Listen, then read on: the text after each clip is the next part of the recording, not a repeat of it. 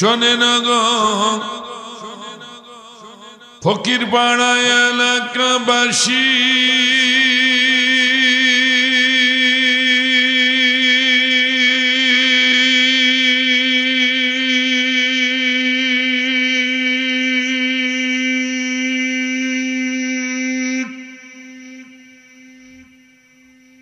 আপনাদের যায় শোনা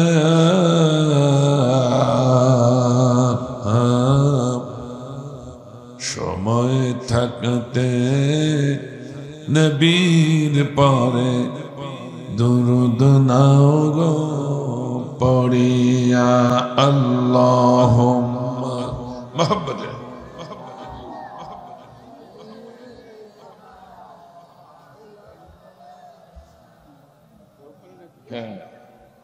وعلى آله مولانا এমন দয়ারি নবীর নামটি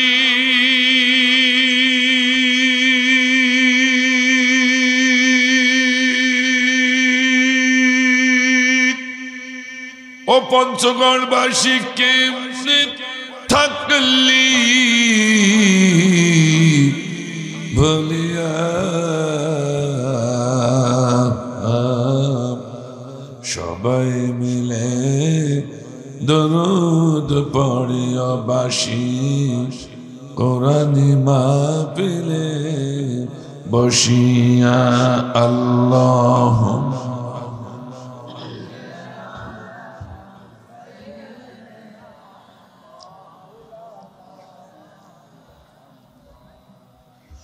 وعلى آل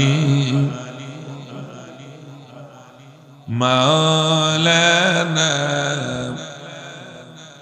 आज भी हो जो आज भी हो जो इब्राहिम का ईमान पैदा अब कर सकते हैं इकंदे गुलिस्ता पैदा बलगल उलबी कशफत दुजा बिजमालिही हसनत जमिया खिसालिही सल्लु अलैहि ইব্রাহিমের ঈমান যদি আজ কোথাও হয় বিদ্যমান, হতে পারে অগ্নিকুণ্ড খুবসুরত গুলিস্তান বালাগাল উনবি কামালিহি كشف الدجى بجماله حسنت جميع خصاله صلوا عليه وآله الحمد لله বিএনপির মতো শক্তিশালী দল যেখানে ঘরে উঠে বসে আছে, জামাত ইসলামের মতো আদর্শিক একটি দল নেতাগুলো হারাইয়া তার যত গুজার করে চোখের পানি ছেড়ে কাঁদে। আমি একটু বাড়াই বললাম, পীর সাহেবরা মাঠে ময়দানে ছিল না, শেষ পর্যন্ত দেখলো মাঠে নামার দরকার, চরমনায় পীর সাহেব যেই নেমেছি তাকেও মেরে ঘরে উঠাই দিয়েছে। আমার ভাইজান খিলাফাতে আন্দোলনরাও মাঠে ছিল না, ওরাও নামলো, কিন্তু খিলাফাতে আন্দোলনের নেতা মামুনুল হক রফিকুল ইসলাম সহ তাদেরকে ধরে ধরে জেলের ভিতরে ঢোকানো হলো। আমি কি বাড়িয়ে বলছি নাকি? আমার ভাইরা, শক্তিশালী নেতা, শক্তিশালী দলগুলো যেখানে স্বৈরাচার তাদের ভয়ে, কারণ স্বৈরাচারের সম্মুখে কেউ দাঁড়াতে পারে না, এই শেখ হাসিনার সম্মুখে কেউ দাঁড়াতে পারে না, দাঁড়ালেই গুলি করে দেয়। ঠিক না? শক্তিশালী দলগুলো ঘরে উঠে বসা। একটু দেখেন তাফসীর। কেন দেখবেন না, কেন শুনবেন না? কোরআন শুধু পড়িয়ে যান, নামাজ পড়িয়ে গেলেন, গরুর বলদ আর চিনির বলদের মতো খাইন টানলেন, স্বাদ পেলেন না। একটু শুনুন আমার ভাইরা, শক্তিশালী দলগুলো যখন ঘরে বসা, সেই সময় আমার দেশের নিরীহ, অস্ত্র নাই, নিরীহ ছাত্র, আমাদের সন্তান, আমাদের তরুণরা ওরা রাজপথে নামলো অস্ত্রবিহীন। এজন্য আবাবিল পাখি বানায়া আল্লাহ রাব্বুল আলামিন এই জালিম সরকার শেখ হাসিনা সহ 300 নেতা বাংলাদেশ থেকে তাড়িয়ে বিদেশে মোদির কাছে পাঠিয়েছে।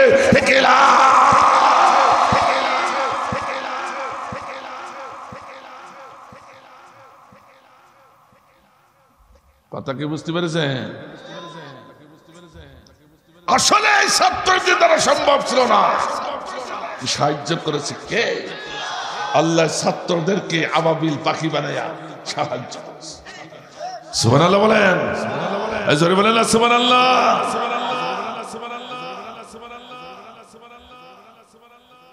গরুর ভুসিতে পরিণত হয়ে গেছে। তাকিয়ে দেখো, ব্যারিস্টার সুমন এমন প্যাদানি চলছে, ও চোখের পানি কপাল দিয়ে গড়িয়ে পড়ছে, সিদ্ধি ঢিম পিছনে দাঁত দিয়ে ঠুকছে। এ কথা কয় না।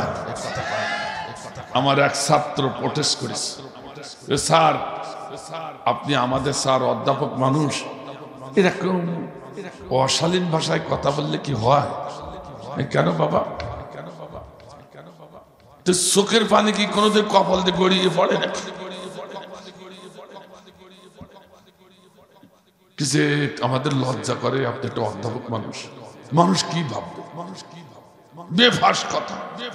আসলে কথা বেফাস বলিনি আমি। বলে বাবা তুমি তো বুঝতে পারো কি স্যার, একটু বলেন।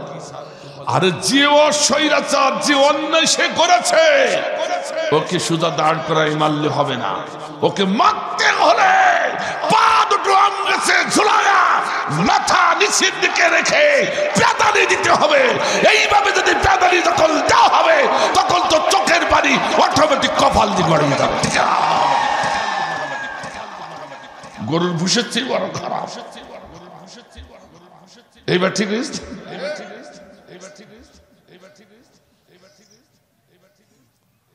এর নাম কোরআন। আল্লাহ পাক বলেন, আরো জোরে বলেন না, আল্লাহ পাক।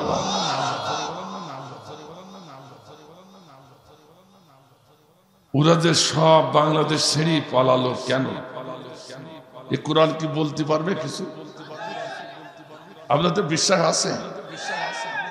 আমি কারোর বিরুদ্ধে বলতে আসি নাই, কিন্তু কোরআনের পক্ষে বলতে এসেছি। এ কথা কয় না, কথা কয় না। আমি আজকে আয়াতের মাধ্যমে দিয়ে আপনাদের প্রমাণ করব, আসলে ওরা বাংলাদেশ থেকে পালাবে এর আগে আল্লাহ বলে দিয়েছে।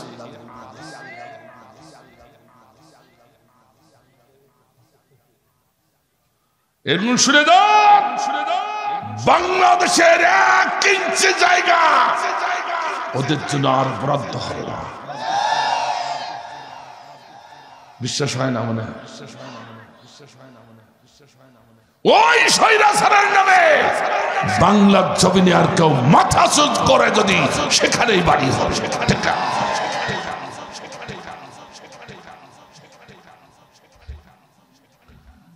এই জন্য আমাদের ঐক্যবদ্ধ হয়ে সজাগ থাকতে হবে, ঠিক কিনা? আল্লাহ বলছে এই শুকরিয়ার অর্থ, এই নিয়ামতের শুকরিয়া আদায় করার অর্থ হলো তোমরা যারা ঐক্যবদ্ধ হয়ে স্বৈরাচারের বিপক্ষে অবস্থান নিয়েছিলে, তোমরা আনন্দে গা ভাসিয়ে দিও না, সবসময় চোখ খোলা রাখো। কান খোলা রাখো, হৃদয়টা জাগ্রত রাখো, কারণ ওই স্বৈরাচারের দোসররা নতুন করে বাংলার জমিনে যদি মাথা উঁচু করে আর নেতাদের ডাক যদি এসে যায় ময়দানে আসার জন্য, সঙ্গে সঙ্গে লড়াই তাকবীর হুঙ্কার দিয়ে ময়দানে ওদের বিরুদ্ধে জিহাদ ঘোষণা করতে হবে। কারা কারা রাজি? দুহাত আল্লাহ দেবের ওঠা।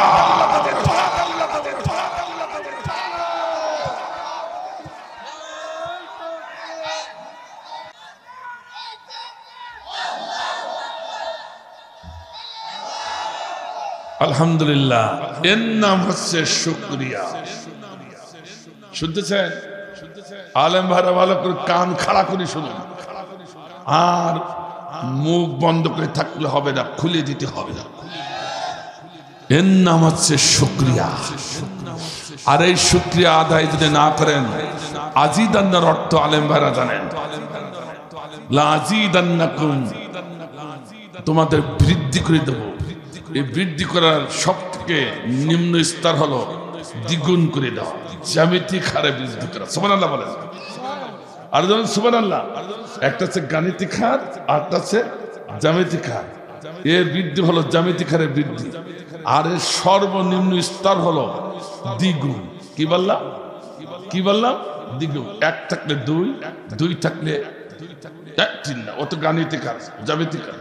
দুই থাকলে চার, চার থাকলে আট, আট থাকলে 16, 16 থাকলে, হিসাব ঠিক আছে তো? হিসাব ঠিক আছে তো? এইবার শুনুন, এটা হচ্ছে পজিটিভ। নেগেটিভটা হলো অনুরূপ, উল্টা হবে, ঠিক কিনা?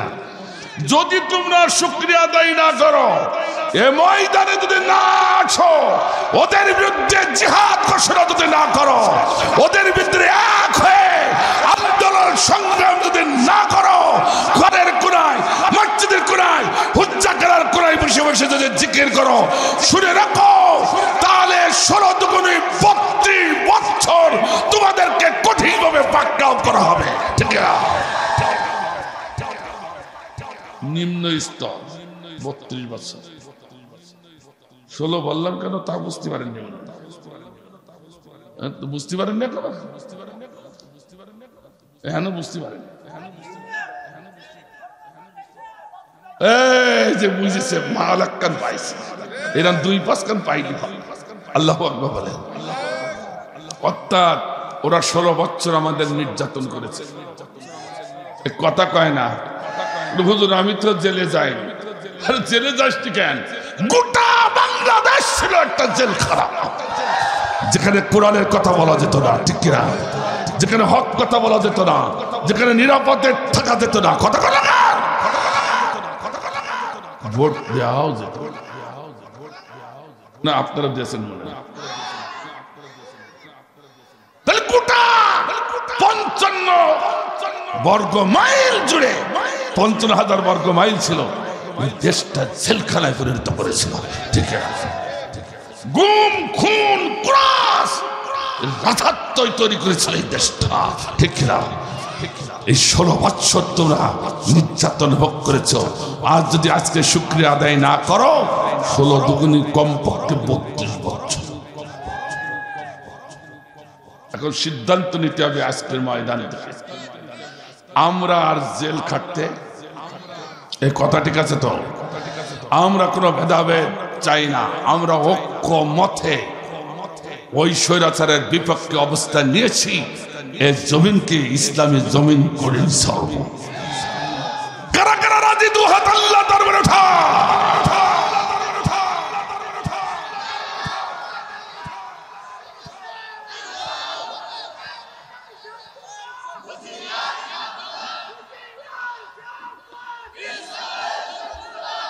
আল্লাহ কবুল করুন, আমিন। আসুন এবার সরাসরি তাফসিরে যাচ্ছি ইনশাআল্লাহ। একটু করে ডাইনে বামে খেয়াল রাখবেন, পিছনে খেয়াল রাখার দরকার নেই, ডাইনে বামে আর সম্মুখে খেয়াল রাখবেন। কোনটা উঠে যাচ্ছে ওর দেখি রাখতে, যেটা উঠবে আস্তে করে হাত ধরবেন। 12টা পর্যন্ত আলোচনা মাত্র। যেটা উঠবে আস্তে করে হাত ধরবেন। কেন যাচ্ছ? তো পোশাক পায়খানা, তাহলে ওর ছেড়িয়ে দেন, নাস্তা নেব তুলি। আর যদি বলে ভালো লাগছে না, তা ওটার দিকে ওই সেই স্বৈরাচারের দোষর। ঠিক না? أعوذ بالله من الشيطان الرجيم بسم الله الرحمن الرحيم وضربت عليهم الذلة والمسكنة وباءوا بغضب من الله إلى آخر الآية. صدق الله العلي العظيم. আমি সূরাতুল বাকারা 61 নম্বর আয়াতের শেষ অংশ সম্পূর্ণটা তেলাওয়াত করি নাই, সময় নাই তাই। খুব গুরুত্বপূর্ণ কথা শুনুন। এতদিন তাফসীর শুনেছেন, আজকে হৃদয় দিয়ে, মন দিয়ে, দিলের কান, বাহ্যিক কান দিয়ে শুনুন, দেখুন। আমার ভাইজান, সূরাটার নাম হচ্ছে সূরাতুল বাকারা। 114টি সূরার সমন্বয়ে গঠিত মহাবিশ্বের মহাবিশ্বয় মহাগ্রন্থ আল কোরআন। আল্লাহু আকবার। পৃথিবীর যে কোনো ধর্ম এই ধর্মগ্রন্থকে দেখলেই তারা ভয় পায়। আল্লাহু আকবার বলেন না? আর ধরুন আল্লাহু আকবার। আজকে আমার ভাইজান একটি আনন্দ সংবাদ দিই, সেটা হচ্ছে এই, আমাদের বাংলাদেশের শ্রেষ্ঠ নায়েবে রাসূল শহীদ আল্লামা দেলোয়ার হোসেন সাঈদী 14ই আগস্ট ইন্তিকালের পর গোটা বিশ্বে যে আলোড়ন সৃষ্টি হয়েছে, গোটা বিশ্বের মুসলমানদের ভিতরে যে আন্দোলন তৈরি হয়েছে, যে কান্নাকাটি, তখন ইসলাম বিমুখ যারা, অর্থাৎ অনিসলাম যারা আছে, তারা চিন্তা করলো এই মানুষটিকে এত কেন ভালোবাসে গোটা বিশ্বের মানুষ, কেন ভালোবাসে? কারণটা কি? কারণ বারকতে যে দলে দলে ইহুদি, খ্রিস্টান, পাদ্রী, হিন্দুরা মুসলমান হয়ে যাচ্ছে। আল্লাহু আকবার বলেন। আল্লাহু আকবার। একটা বড় নিয়ামত ছিল আমাদের, ঠিক না? আমি সেদিকে যাব না, পরে যাব ইনশাআল্লাহ।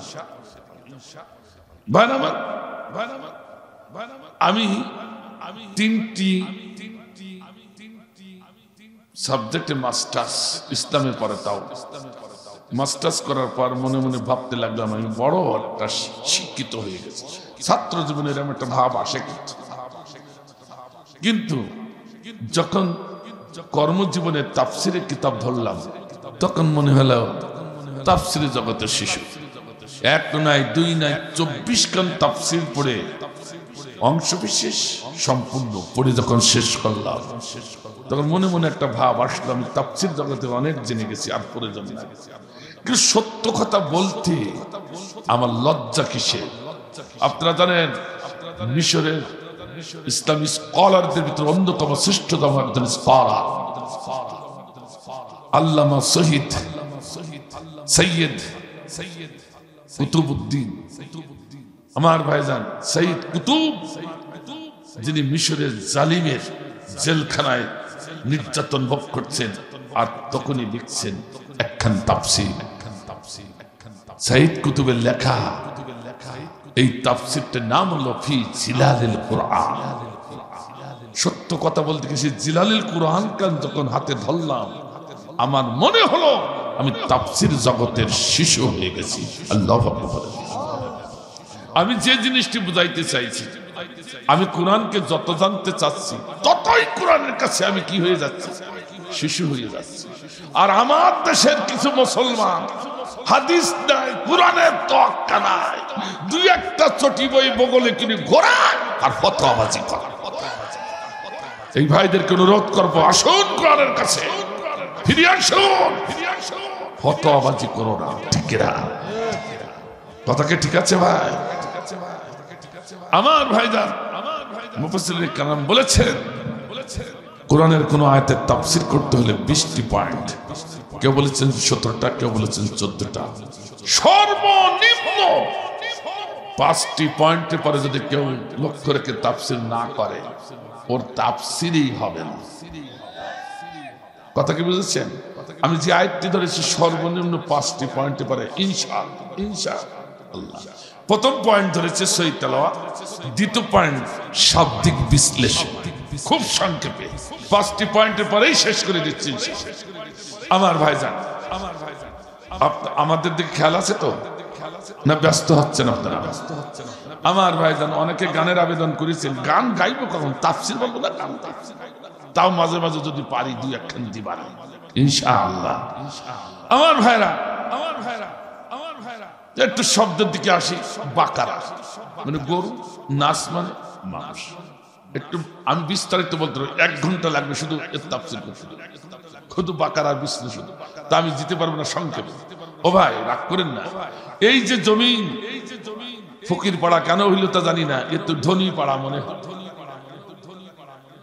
সভাপতি, যে বড় বড় বাড়ি দেখলাম, even ধান যেভাবে উঠেছে, তো ধনী পাড়া, ফকির পাড়া কেন?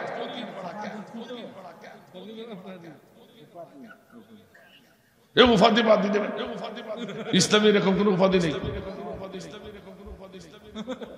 ধনী পাড়া এটা, কয় না কে? যে সুন্দর সুন্দর বাড়ি, যে সুন্দর সুন্দর মানুষ, এটা ফকির বানাইছে।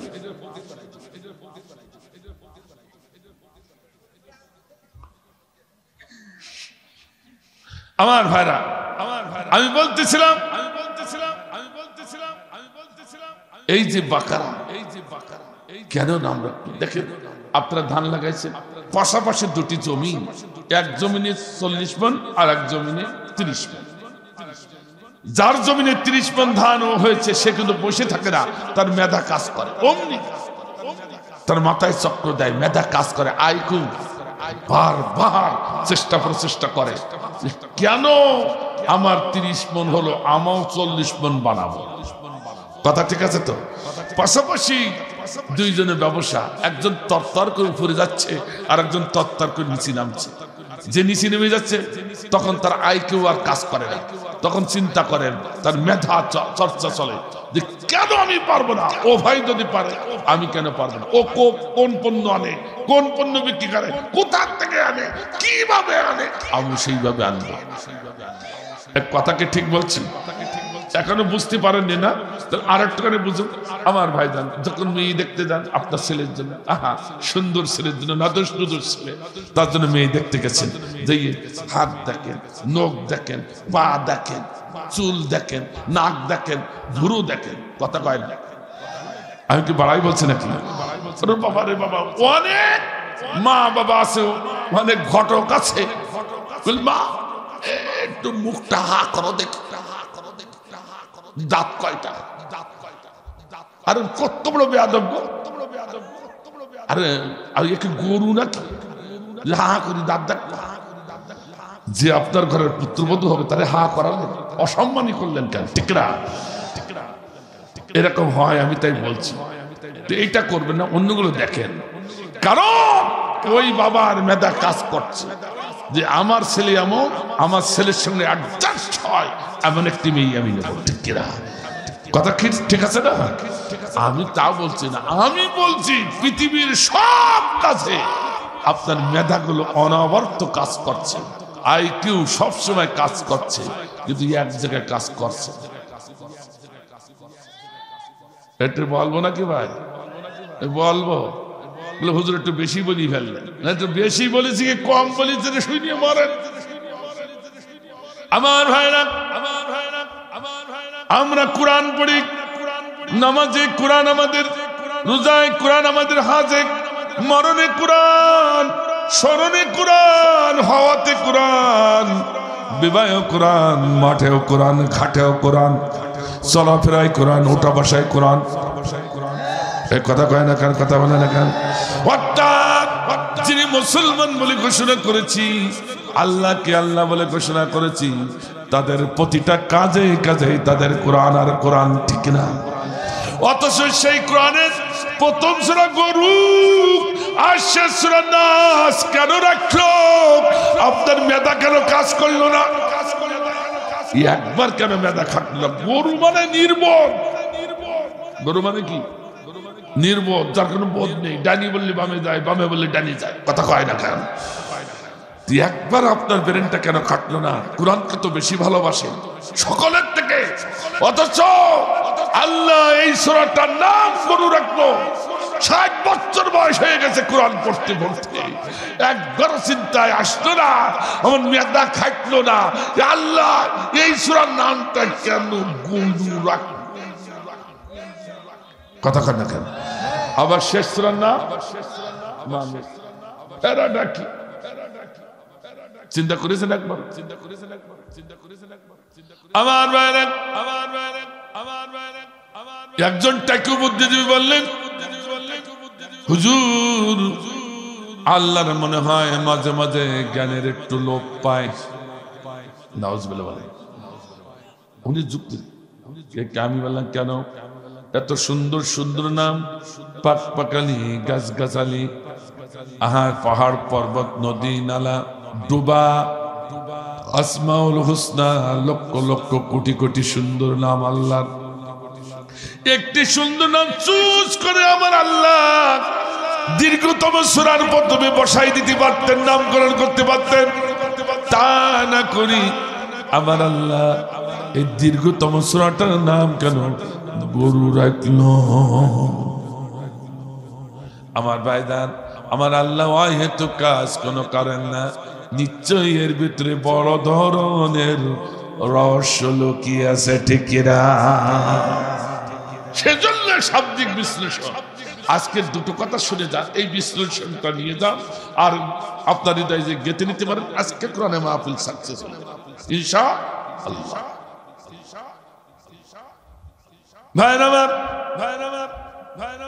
না গল্প বলবো? তাফসীর চলবে না গল্প? মাশাআল্লাহ, তাহলে তো এখানে আছে ছাত্র, কোরআনের পক্ষে ছাত্র আছে। আমার মারা কি করছে তা আল্লাহ ভালো জানে। আমার মারা শুনুন, আল্লাহ বলছে তুমিনাল ইলমি কলিলা, হে পৃথিবীর মানুষ, তোমাদেরকে আমি সামান্য সামান্য সামান্য এত সামান্য জ্ঞান দান করেছে। আমার রাসূলের হাদিস তারা ব্যাখ্যা করে দিলেন। একটি ছোট লম্বা পাখি তার তৃষ্ণা মেটাবার জন্য সাগরের বুকে যখন তার ঠোঁটটা নামিয়ে দেয়, পানি পান করার পর যখন ঠোঁট দুটো উঠায় নেয়, ওই ঠোঁটের মাথা নেই যে পরিমাণ ছোট্ট পানি পানি, ওই পরিমাণ জ্ঞান গোটা বিশ্ববাসীকে আমি আল্লাহ দান করেছি। আর মহাসমুদ্রের পানি, নদী নালার পানি, ডোবান পানি, গাছগাছালি এবং পাক পাকালে মানুষের শরীরে যত পানি, এই সব পানি এক জায়গায় করলে পরিমাণটা যেমন হবে, মহাগ্রন্থ আল কোরআনের জ্ঞান এর থেকেও বেশি। আল্লাহ বললেন না, সেই কোরআনের তাফসীর শোনা আমার থেকে সহজ। এই শেষ রাতে তাও একটু ধারণা দিয়ে যায়। আমার আল্লাহ বলছে পৃথিবীর মানুষ এতটুকু জ্ঞান দিয়েছি, তাই কত অহংকার, কত তাকাব্বুরি, কত বাড়াবাড়ি, কত লাফালাফি, কত আয়নাঘর, কত গুম, কত খুন, কত কুরাস, কত ফ্যাক্টরি, কত সামান্য জ্ঞানের কত কিছু করলে।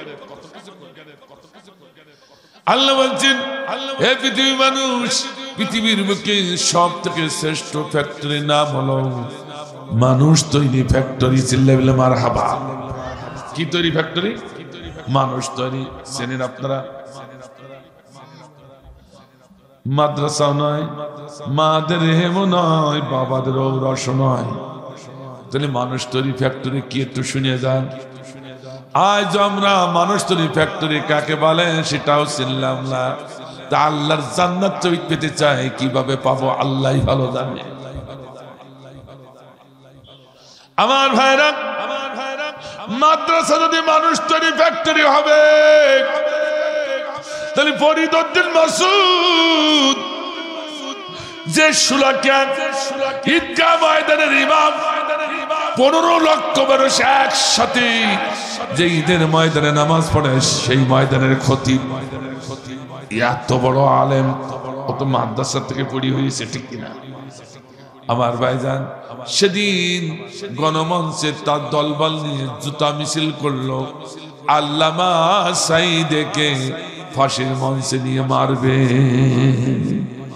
নাউজুবিল্লাহ বললেন না? এত বড় আলেম যে নায়েবে রাসূলকে ফাঁসির মঞ্চে নিয়ে মারার জন্য জুতা মিছিল করলো, ওটা কি কোনোদিন মানুষ হতে পারে? এক কথা কয় না, কথা বলে না।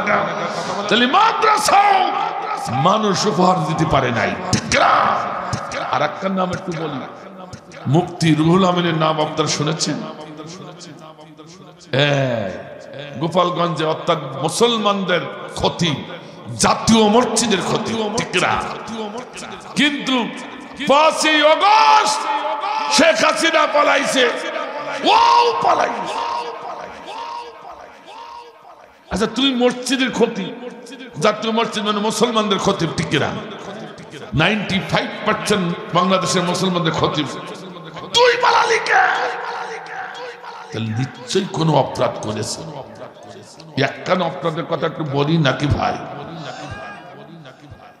আমার ভাইজান উনি ফতোয়া দিয়ে দিলেন, আর সেই ফতোয়াটা আমার দেশে পার্লামেন্টের আফু মমতাজ আফু রিলি করিস স্পিকারের কাছে। সেটা কি? যে আমাদের দেশনেত্রী শেখ হাসিনা যে কাজ করেছে তাতে তাকে জান্নাতি বলতে হবে। এটা জোরে বলা যাবে না? শুধু তাই নয়, স্পিকার সাহেব আমাদের দেশনেত্রী একজন জান্নাতি মানুষ, যদি তার সাথে তুলনা করতে হয় বাংলাদেশের কোন মুমিনের সঙ্গে, আলেমের সঙ্গে তার তুলনা চলে না। তার তুলনা করতে হবে 4 খলিফার সাথে। আবু বকর, উমর, উসমান, আলী কারামাল্লাহু ওয়াজহু, এই 4 খলিফার পরে 5ম খলিফা ঘোষণা করতে হবে আমাদের দেশনেত্রী হযরত শেখ হাসিনা রাদিয়াল্লাহু তাআলা আনহা। নাউজুবিল্লাহ জোরে বললেন, জোরে বলেন। মুসলমান কি দেশে ছিল? আরো কিছুদিন থাকতে হয়ে যেত। কথা কয় না কেন? ও ভাইকে রাগ করে চলে যাচ্ছে, দেখেন কোনটা ওঠে। আমার ভাইজান কি আশ্চর্য ব্যাপার! হযরত শেখ হাসিনা রাদিয়াল্লাহু তাআলা আনহা 5ম খলিফা ঘোষণা করতে হবে খলিফাদের সাথে, এবং খুতবায় তা পড়া লাগবে। কিন্তু এ দেশের জনগণের রুশালালে তা পারে। এই সেই মুফতি রুহুল আমিন তো পালাবে না, তা পালাবে। কথা কয় না? আপনারা দেখেছেন, জানেন, তাও তো না বলি কি করবো শেষ রাত। আমার ভাইজান কোন খতিব নেই, ভাড়া করে করে নিয়ে বাইতুল মুকাররমে নামাজ পড়ে মুসাল্লিরা। তন্ত্রবর্তীকালীন সরকার দেখলো যে একটা জাতীয় মসজিদে খতিব যদি না থাকে এটা বেমানান মুসলমানের দেশ, তাই একটা খতিব নিয়োগ করলো। সেদিন যখন খতিব নিয়োগ করে মেম্বারে বসেছে, এই সেই রুহুল আমিন সন্ত্রাসী 3 গাড়ি সন্ত্রাসী নিয়ে ও বাইতুল মুকাররমে হাজির গোপালগঞ্জ থেকে, এবং নিয়োগকৃত খতিবকে নামাই দিয়ে রুহুল আমিনকে বসাই দিয়েছে। মসজিদে মুসাল্লিকে সহ্য করবে?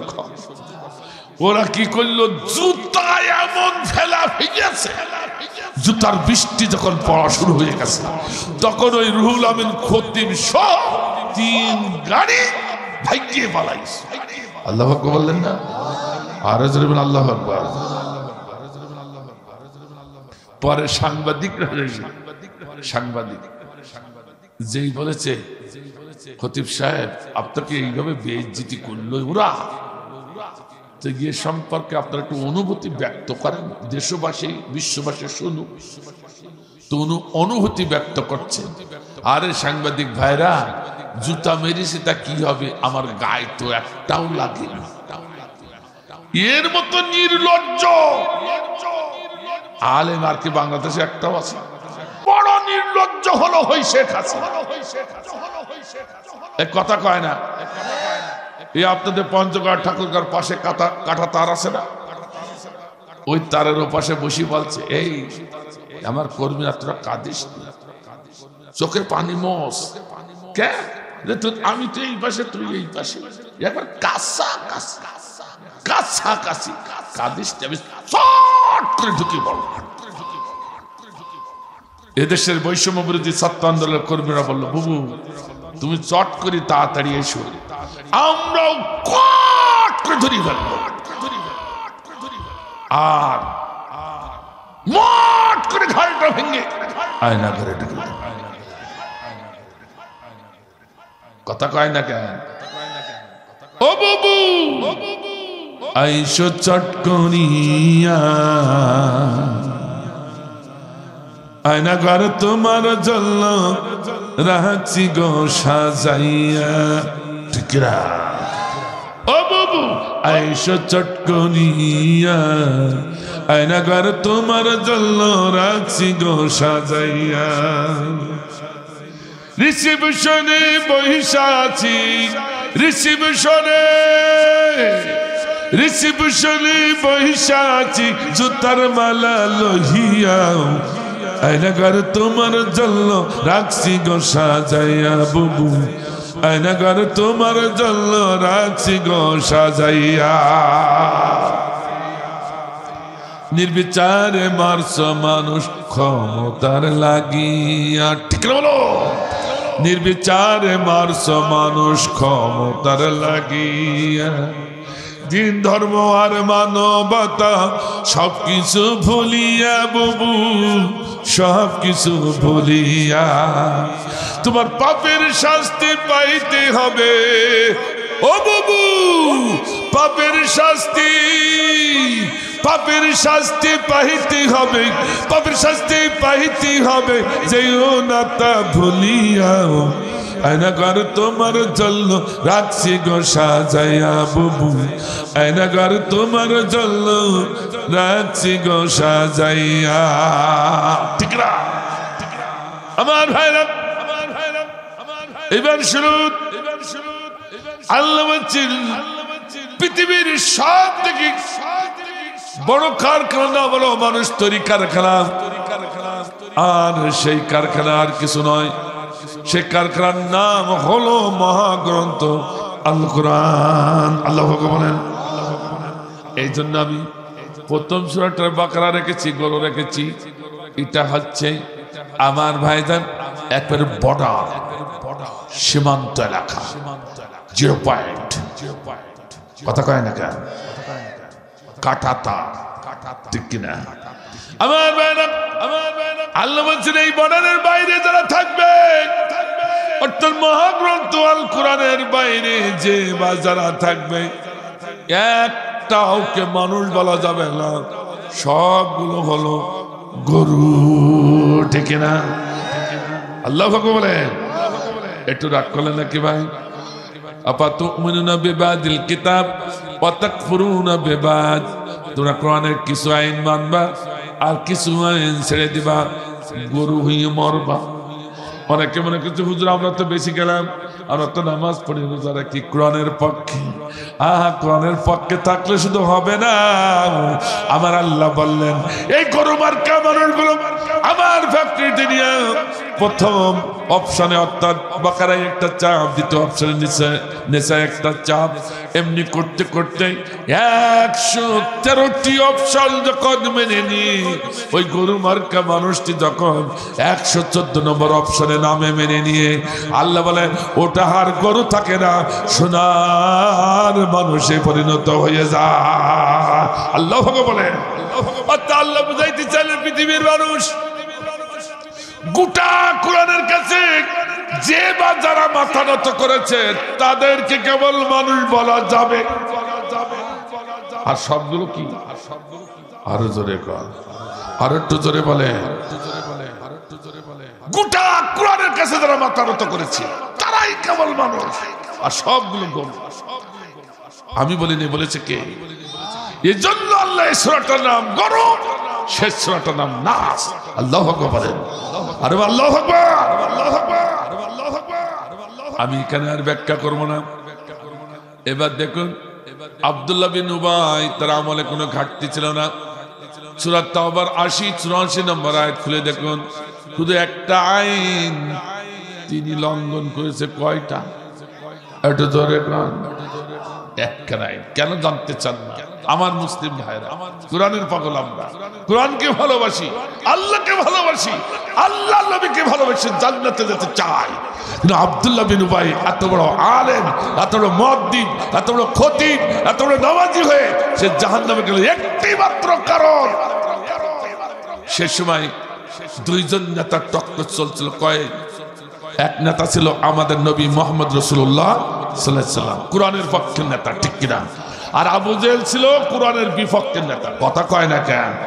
সেদিন আব্দুল্লাহ বিন উবাই কোরআনের পক্ষের নেতা আল্লাহর নবীর হাত ছেড়ে দিয়ে ৩০০ সাহাবী নিয়ে গোপনে সৈরাচার আবু জাহলের সাথে হাত মিলানোর কারণে সব আমল ধ্বংস করে দিয়ে তাকে মুনাফিক গরু বানায় কবরে নিয়েছে কে?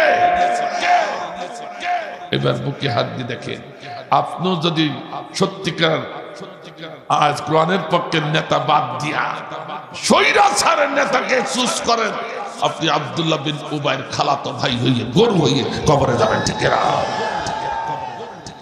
স্পষ্ট কথা, কোরআন বললাম, মানবেন কি মানবেন না সেটা আপনাদের।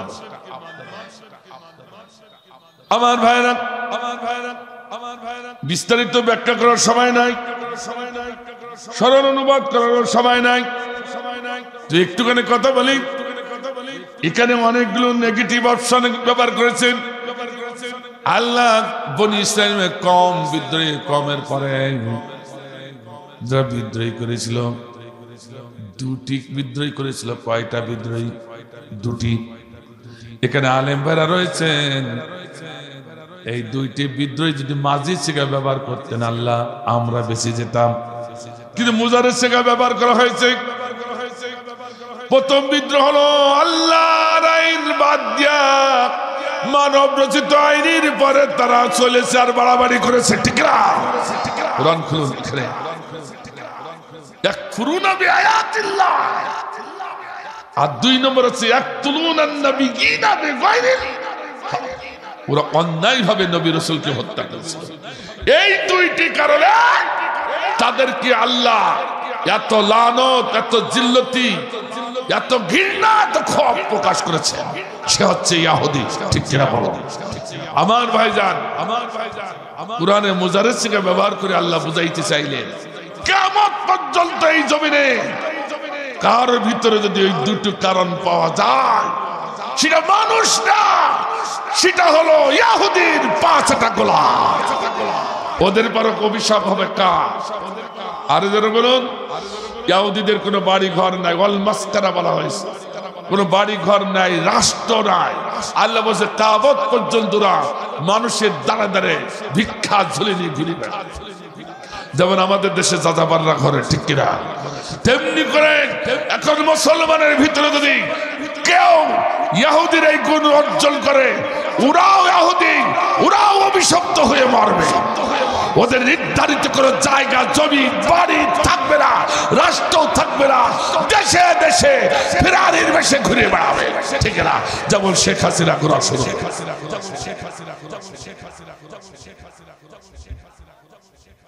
কারণটা শুনুন, কারণটা শুনুন। আল্লাহর আইনের পক্ষে তো ওরা নেই, ঠিক কিনা? একটা কারণ পাওয়া গেল। ২ নম্বর কারণ হচ্ছে অন্যায়ভাবে নবী রাসূল হত্যা করা। এখন তো নবী রাসূল নাই, কিন্তু আল উলামা ওয়ারাসাতুল আম্বিয়া, নায়েব রাসূল আছে, ঠিক কিনা? আমার ভাইজান, আমার ভাইজান, আমার ভাই আল্লামা সাইদি দেশাক, তিনি বাংলার জমিনে শ্রেষ্ঠ নায়েব রাসূল। কেউ অস্বীকার করতে পারবে? অসংখ্য নায়েব রাসূল আছে। সরমিনা হুজুর একজন নায়েব রাসূল, মামুনুল হক একজন নায়েব রাসূল, ঠিক কিনা? কিন্তু শ্রেষ্ঠ নায়েব রাসূল হলো বিশ্ব নন্দিত আলেম আল্লামা শহীদ দেলার হোসেন সাইদি রহিমাহুল্লাহ। তিনি মারা গেল না মারা হলো, এটা প্রমাণ দিতে হবে, দাঁত ভাঙা প্রমাণ, ঠিক কিনা? আর আজকে আমাদেরকে বিচার করতে হবে জনগণের আদালতে। রাজি আছেন? আজকে সত্য কথাটা শোনার পরেও যদি আপনি বিচার করতে ভুল করেন, আল্লাহ উলাইকা কাল আনআম বাল হুম আদাল, ওটা মানুষ না, শিয়াল কুকুরের থেকেও নিকৃষ্ট। আমি বলি না, বলেছে কে? বলেছে কে? তাহলে শুনুন, এই বিচারটা আপনার করতে হবে। কেমন করতে পারবেন? খুব 10 মিনিটে শেষ। আমার ভাইজান, দুইজন ডাক্তারের কথোপকথন একটু শুনুন। একজন হচ্ছে পিনাকি ভট্টাচার্য, আর একজন হলেন মোস্তফা জামান। পিনাকি ভট্টাচার্য মোস্তফা জামানকে ডেকে বলছে, ও মোস্তফা জামান স্যার, তুমি যে মেডিকেলে পড়েছো, ঢাকা মেডিকেল, আমিও সেই মেডিকেলে পড়েছি। তুমি জুনিয়র ছিলে, আমি সিনিয়র ছিলাম। তুমি না হয় বিজ্ঞ ডাক্তার, আমি না হয় নর্মাল ডাক্তার, কিন্তু তোমার কাছে একটু জানতে চাই, একজন স্ট্রোকের রোগী তার আচরণটা কেমন হবে? তুমি তো সেদিন বললে আল্লামা সাইদি স্ট্রোক করেছে, তাই তাকে জেলখানা থেকে বের করা হলো, গাজীপুর হসপিটালে ঢুকানো হলো। আপনারা জানেন না?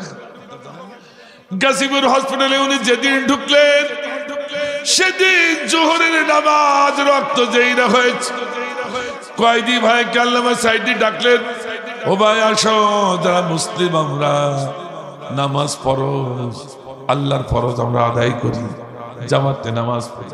শুধু কয়েদি ভাইদের বলেনি, যারা দায়িত্ব প্রাপ্ত ছিল তাদেরকে ডাকলেন, এমনকি পুলিশ ভাইদেরও ডাকলেন, ও পুলিশ ভাইরা সব একসঙ্গে নামাজ পড়ি।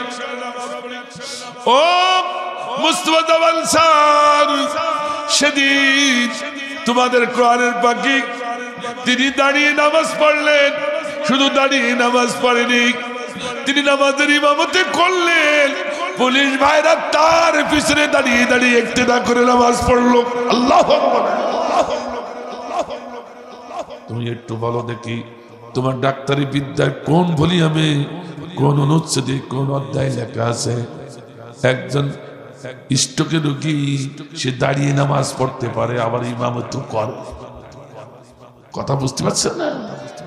কত কঠিন সিদ্ধান্ত আমরা বুঝতে পারিনি। ভাইরা আমার, এরপর বলো মোস্তফা জামান স্যার উত্তর তো দিলি না, আর একখান প্রশ্ন। তুমি বললে স্ট্রোকের রোগী আরো বলবৎ হয়ে গেছে, তাই তো গাজীপুর হসপিটালের ডাক্তাররা তার চিকিৎসা দিতে অক্ষম, তার রিপোর্ট করে পাঠালো তোমার কাছে পিজি হসপিটালে। অথচ মোস্তফা জামান স্যার, তুমি যে কে আমি জানি, তুমি তো ছাত্রলীগের সভাপতি ছিলে। শুধু তাই নয়, সেদিন গণমঞ্চে ইমরান সরকারের সাথে তুমি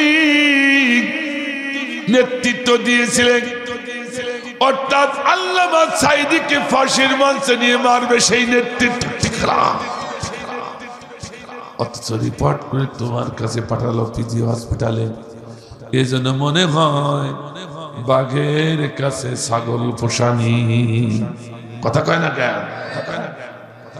সে ওটা ব্যক্তিগত ব্যাপার, কিন্তু বলো দেখি, তুমি তো বললে স্ট্রোকের আরো বলবো মারাত্মক। অত আমরা দেখলাম হাইস গাড়ি থেকে নামলো, নিজে হেঁটে নামলো, উনি সালাম দিচ্ছেন, মানুষদের সাথে হাত লম্বা করে মুসাফা করছেন।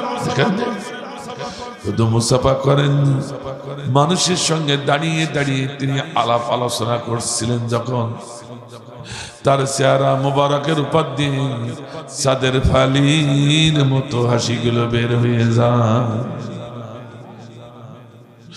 ও মোস্তফা জামান স্যার, বলো বলো, একজন স্ট্রোকের রোগী বলবৎ হয়ে গেছে, সে হেঁটে নামলো কি করে?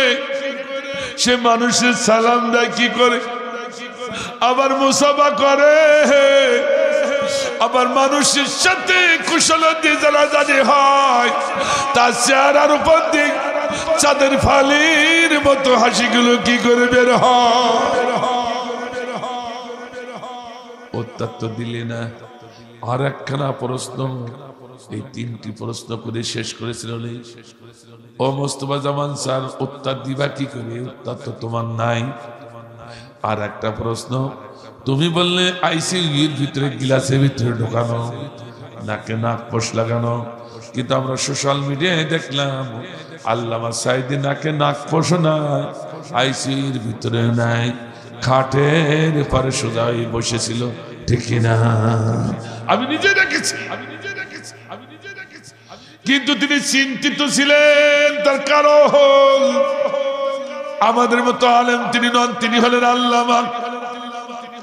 যতগুলো কথা এই পর্যন্ত তিনি বলেছেন, প্রতিটি কথা পরতে পরতে সত্য প্রমাণিত হয়ে গেছে, ঠিক না? তিনি বলেছেন আমাদের মৌলবাদ বলো, আমরা কোরআনের কথা বলি, আল্লাহর আইনের কথা বলি, তাই মৌলবাদ বলো। আমরা যদি মৌলবাদ হয়, বাংলাদেশের মুসলমানরা যদি মৌলবাদ হয়, তোমরা শুনে রাখো, তাহলে তোমরা হলে আগাবাদ। এমন একদিন আসবে এই বাংলাদেশের মৌলবাদরা মুসলমানরা গাছের গোড়া ধরে ছাক করে দিবে, আর তোমরা আগাবাদী, তোমার মামুর দেশ মোদির দেশ দিল্লি যেয়ে পড়বে, ঠিক না? এখন কোথায়? একেবারে খাপে খাপ মুমতাজের বাপ।